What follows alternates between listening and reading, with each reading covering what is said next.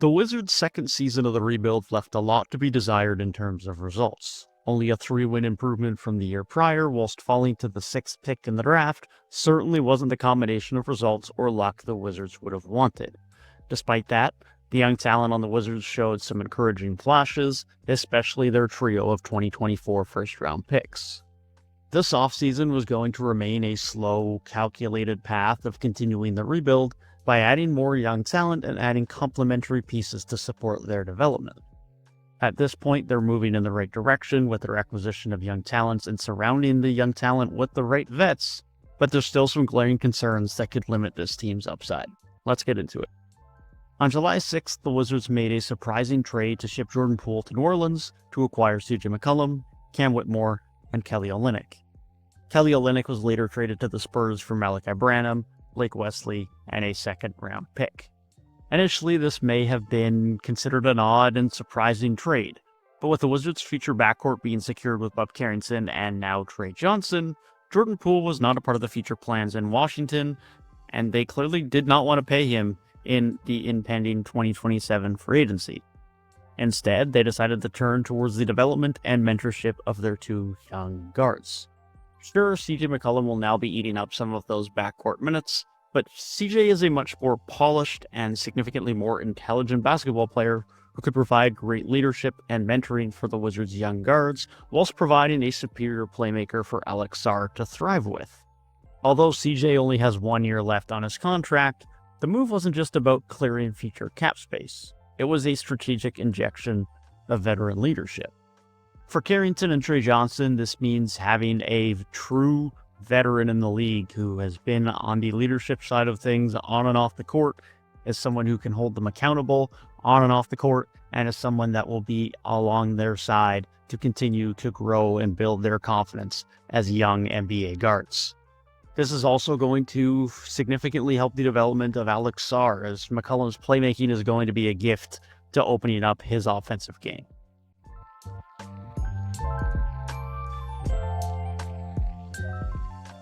Bob Carrington certainly showed flashes in year one, but that's probably all it really was flashes.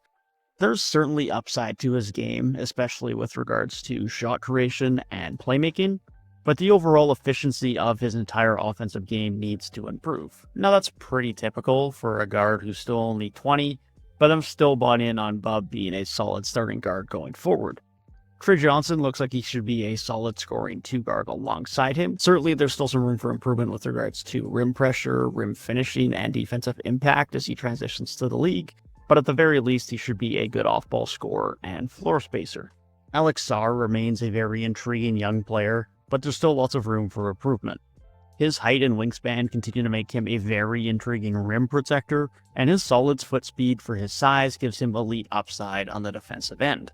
Now his reads and reactions still have room for improvement, and he certainly needs to add more strength to become a better post defender and rebounder, but there's lots of upside to believe in.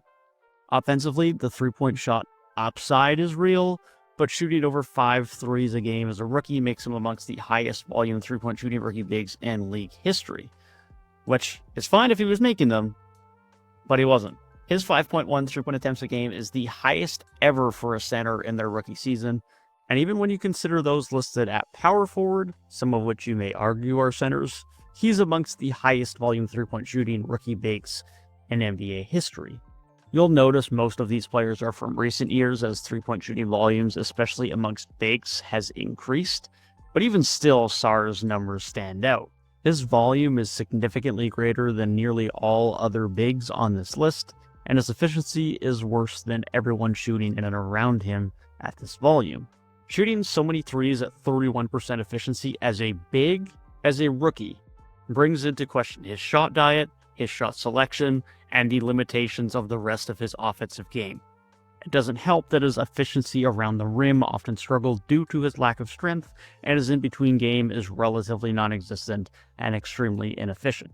Now, Sarr was always going to be a bit of a project. His strength needed to improve, the defensive awareness and intelligence needed further development to maximize his defensive tools, and although he had upside as a floor spacer and great vertical spacing potential, Plenty of improvement was going to be required for Sarr to reach his all-star production upside and truly put everything together.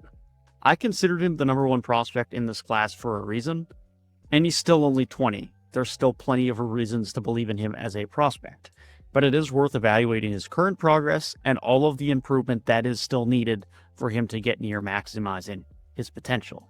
Bilal Coulibaly took a step back offensively in many regards last season, but I'm still very high on Bilal at least being a high-level starter going forward. He continues to be an amazing perimeter defender with good defensive playmaking. How close he can get to being a future all-star truly hinges on the offensive development. Last season saw him show more flashes of secondary playmaking upside, but improvement in the three-point shot and its ball handling will remain necessary for his offensive growth. Hopefully something the presence of Shizzy McCollum can provide some assistance in.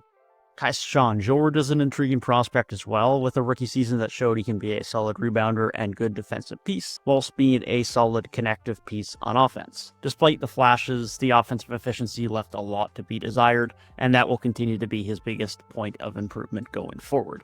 Corey Kispert feels like the vet of the group now after only 4 years in Washington. His three-point shooting remains very valuable on a team that currently lacks efficient three-point shooting big time. A.J. Johnson showed very intriguing flashes during his time with the Wizards post-Chris Middleton trade. There's certainly defensive upside, and Johnson has shown he's a great athlete, but he's a project. He still has lots of room for improvement on the offensive end. And Cam Whitmore is another project the Wizards are taking a shot on after acquiring him in the C.J. McCollum trade. After slipping in the 2023 draft, Whitmore has struggled to find minutes on an extremely deep Rockets roster, but the opportunity should be greatly improved in Washington and could result in Whitmore becoming a solid contributor for the Wizards. Clearly, even though the Wizards are early into their rebuild, there are plenty of promising young talents on the roster. Coulibaly has great upside as the ideal high-level starting wing in the modern NBA. Bob Carrington has great shot creation upside from the guard spot. Trey Johnson has upside to be a good floor spacer and scoring two-guard, whilst Alex Sarr is the biggest hope in terms of an elite defensive anchor and a future star.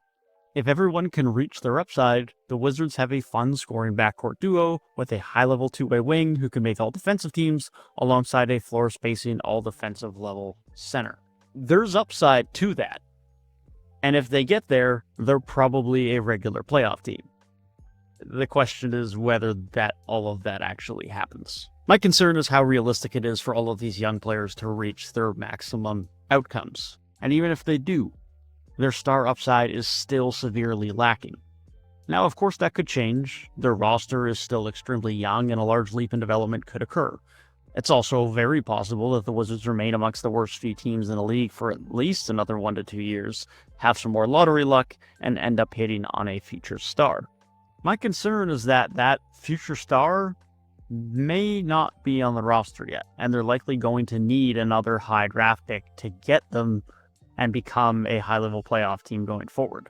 As they enter the third year of their rebuild and beyond, they're only more likely to get better and get towards mediocrity and maybe flirt with the play-in tournament more so than they are to get that true future star via a high lottery selection. Of course, the talent on the roster could just develop extremely well and they could improve into being a good to great playoff team. But I just don't see it as currently constructed. I think they very much scream fringe playoffs. Alex Sarr is a very fun and intriguing prospect, but I think he's best maximized as a third option who's a great rim protector, can catch lobs, and if the three improves, can give you some legitimate floor spacing. But there would have to be significant developments in his game to see him become a true star-level player. The physical tools are there, but there's a lot of improvement that needs to come, some of which is still in the physical category in terms of his strength. Bob Carrington is a very fun player to me. He was someone that I liked out of the draft as a fun player, but how translatable he can be as a top-end player is certainly a valid question. He doesn't often create elite separation on the offensive end, but he often relies on tough shot making, and that's just a recipe for low efficiency. It also doesn't help that Carrington is much more of a scoring guard or a combo guard than he ever truly was a every possession point guard. He's been forced into that in Washington, and even more so will be now going into the future with Jordan Poole off the team, and that lack of playmaking in this game could cause issues for the Wizards' playmaking as a whole. Bilal Coulibaly is going to be an amazing high-level role player in this league, especially if the three-point shot can consistently be around league average. But again, barring crazy development, he likely isn't the guy. Just a very good complementary piece, like an Aaron Gordon, or that third or very high-level fourth guy on a very good team. He is not going to lead you to the promised land. And the Wizards have a lot of that. And they've done a very good job of acquiring those types of talents, and they are very valuable. But without parlaying that alongside or parlaying them into a star via a potential trade, it really limits their ceiling going forward. This isn't to say that things can't change and the Wizards couldn't acquire that top-end star, but they don't currently have it, and as things are going, I don't see them making a likely decision that gets them that star. It's not every day that the Wizards are in trade talks for some top, even 25 player in the league, never mind a top 10 guy that leads you to near a title. Thankfully, at least for this season, the team is still most likely to be bad enough, and with the league being so talented that they could and should likely have a chance to still acquire a top pick through the lottery for, again, at least one more season and potentially another one or two beyond that. That top pick, and with the right pick, that could be the future star that they need, and that could be what propels them up the Eastern Conference over the next coming years. Barring that, the roster is filled with great role players and high-end starters. And that's good, but it doesn't build great playoff teams, and probably again, just like the Wizards have been for a while now, may end up in them just being a fringe playoff team, but they failed rebuild.